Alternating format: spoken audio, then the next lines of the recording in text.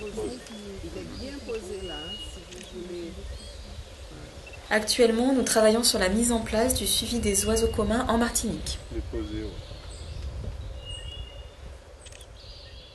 Sur une semaine, les différents acteurs de l'environnement qui travaillent sur le suivi d'oiseaux en Martinique se sont rassemblés pour qu'on puisse tous se mettre d'accord sur un protocole commun de suivi, sur des documents communs et sur l'organisation qui allait se mettre en place donc dans le cadre du programme CapDom sur les prochaines années au niveau de l'île. Regardez la différence.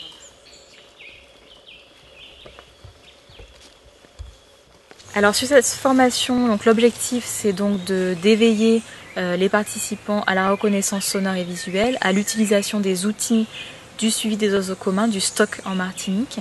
Donc sur les 2 jours en salle et 2 jours en terrain, on a commencé par une première journée en salle. Donc le sucrier, il a pris le nom de sous-espèce, Martinique Cana.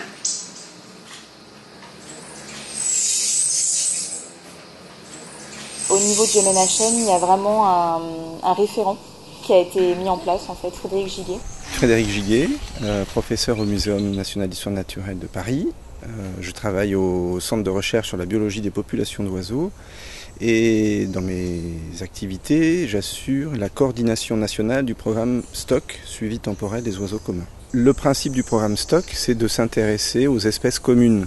Pendant la période de reproduction, on a beaucoup de suivi depuis très longtemps et on s'intéresse beaucoup aux oiseaux rares qui sont menacés d'extinction, mais on a négligé pendant longtemps les espèces plus communes qui, elles, peuvent aussi souffrir des grandes modifications des habitats.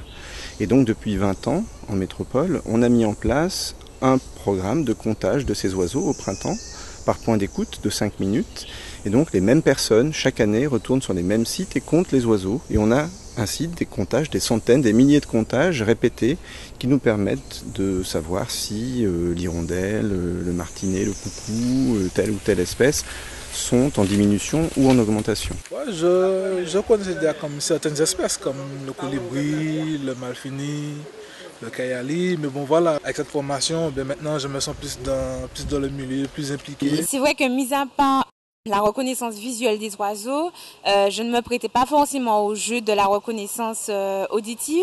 Et c'est vrai que la formation, donc ça a été un plus qui m'amène à me sensibiliser davantage sur justement cette partie auditive, enfin reconnaissance auditive des oiseaux, et que j'essaierai de mettre en pratique au quotidien.